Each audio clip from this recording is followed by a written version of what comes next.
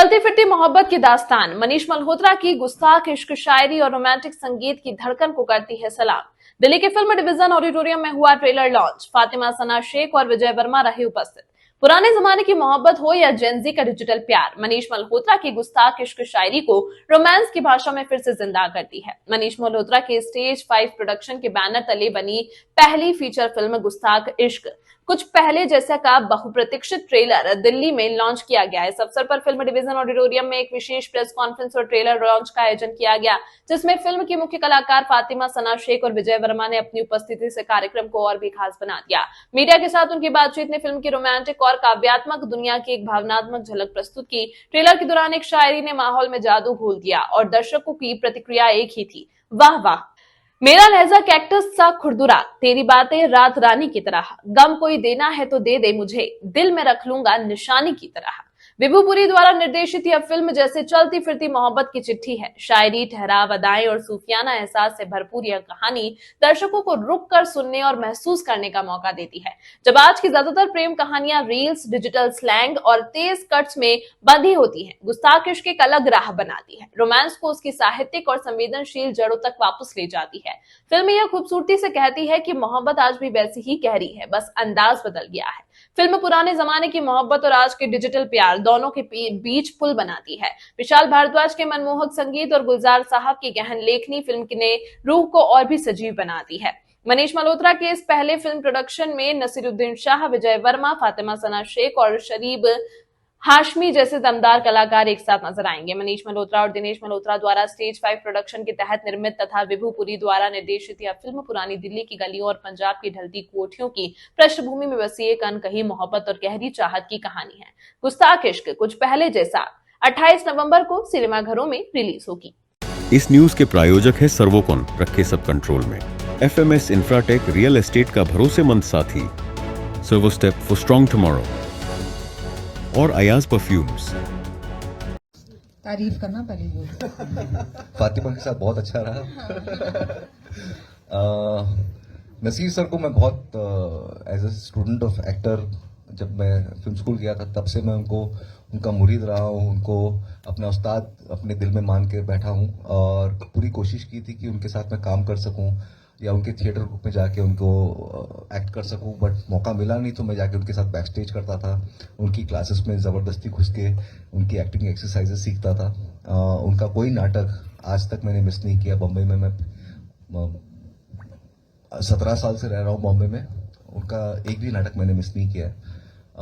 वो अपने आप में एक इंस्टीट्यूशन है, एक स्कूल है एक्टिंग की, और उनकी सबसे बड़ी जो क्वालिटी है मुझे वो लगती है कि वो आज भी स्टूडेंट ऑफ एक्टिंग है। इतने तजुर्बेकार होकर, इतने जानकार होकर, इतना काम करके भी आज भी वो एक स्टूडेंट है एक्टिंग के, और आज भी लोगों को एक्टिंग सिखाते हैं, आज भी जुड़े हुए हैं, आज भी क्लासेस करते हैं, आज भी वर्कशॉप्स करते हैं, आज भी नाटक करते हैं, आज भी फिल्में करते हैं और इतनी सरल तरीके से करते हैं। तो मेरे लिए एक खजाना था, एक मौका था कि मैं उनके साथ समय बिता सकूं।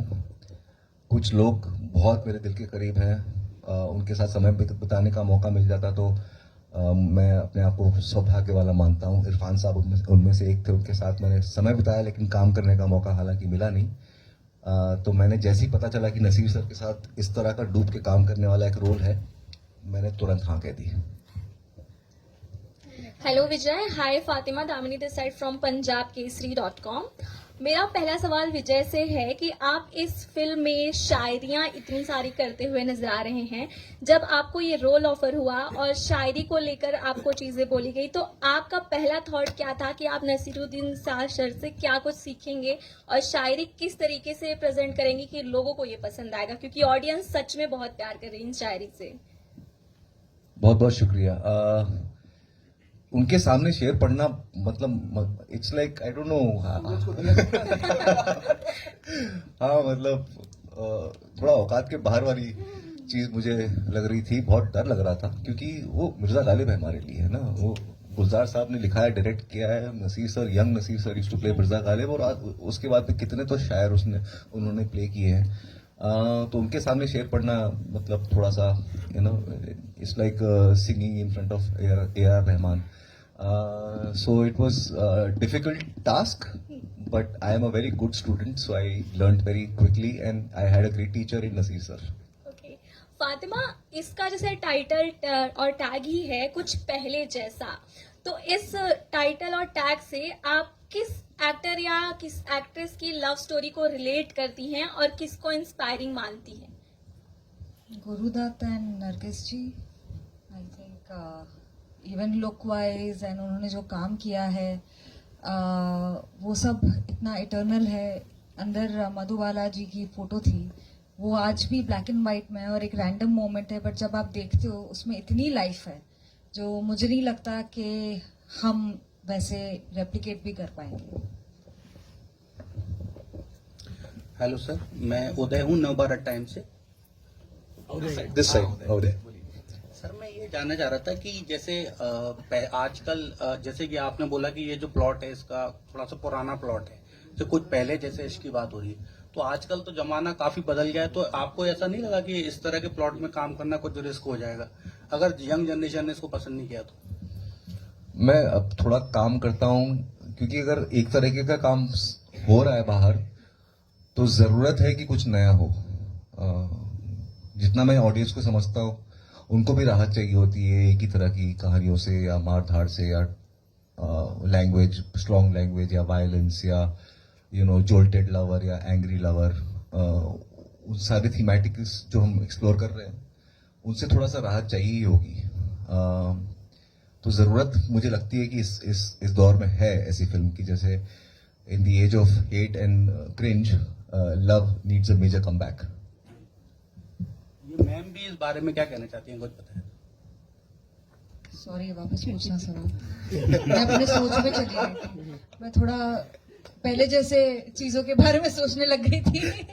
हाँ जी. नहीं, ये जैसे ये जो अभी ये पहले जैसे इसकी बात हो रही है, और जी. आज का जमाना जिस तरह से बदल गया है, और अपन देख ही रहे हैं किस तरह से रिलेशन है, तो अगर उसमें आपको ये प्लॉट मतलब ये फिल्म को साइन करना, उसमें काम करना, एक रिस्क नहीं लगा कि अगर ये फिल्म में हमारा किरदार कैसा रहेगा?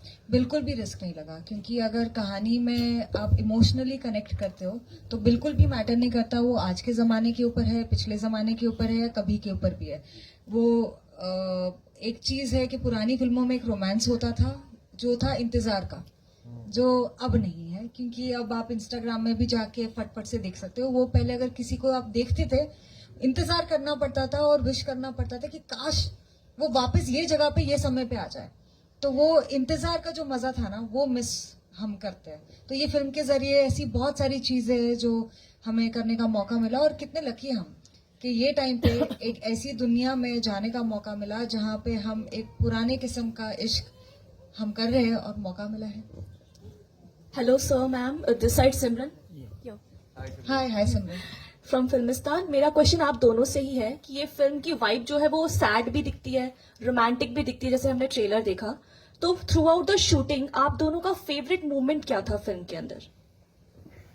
वैसे यही तो जिंदगी है, सैड, रोमांस, मेलनकली, खुशी, ह्यूमर शारिब है इसमें.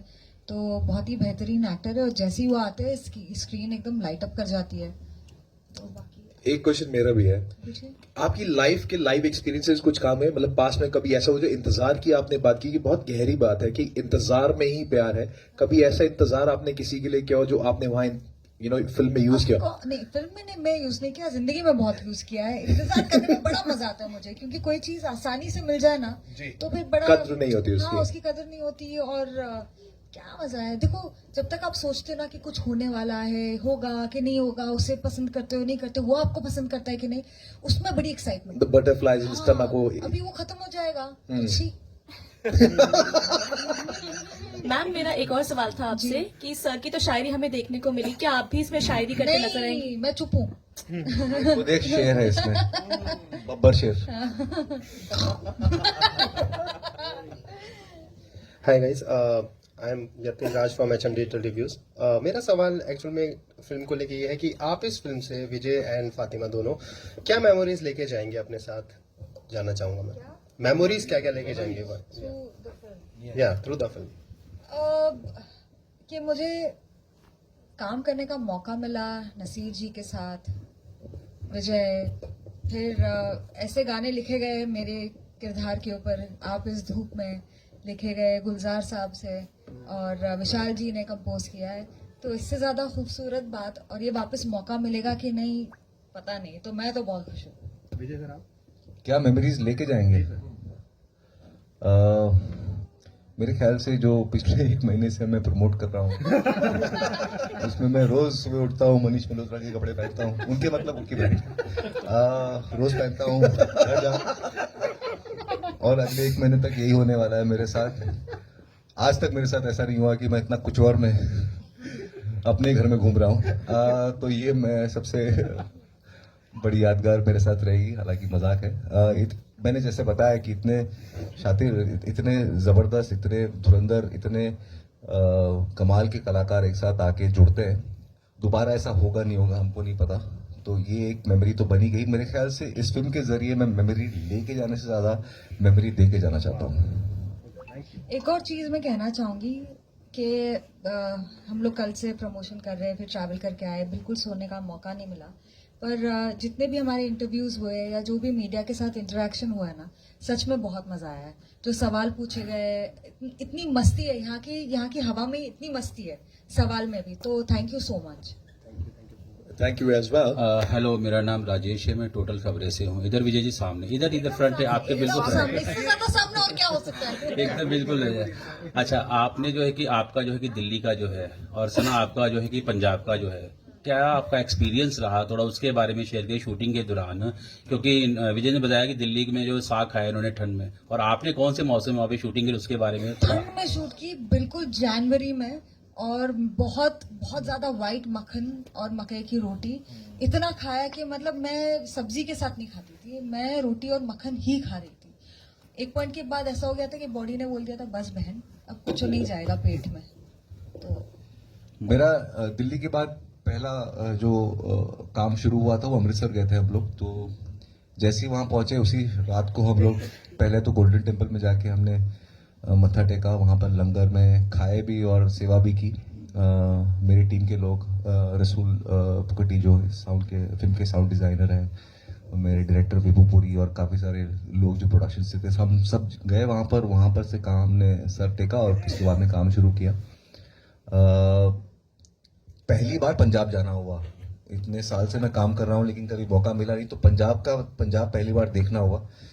वहाँ के लोगों का, वहाँ की भाषा का, एक कमाल की चीज़ वहाँ पर मैंने खाई है जिसका नाम है फ्रूट क्रीम। ये बॉम्बे पहुँची नहीं है अभी तक भाई साहब। फ्रूट क्रीम के चक्कर में ना ये जो हल्का सा पेट निकला है ना मेरा पूरी फिल्म में, वो फ्रूट क्रीम का है। पंजाब में तो और भी खाने काफी फेमस है, क्योंकि कुलचे ही वहाँ के बड़े। इसके बाद हम लोग पटियाला गए, वहाँ पर क्या होता है आपको पता ही है।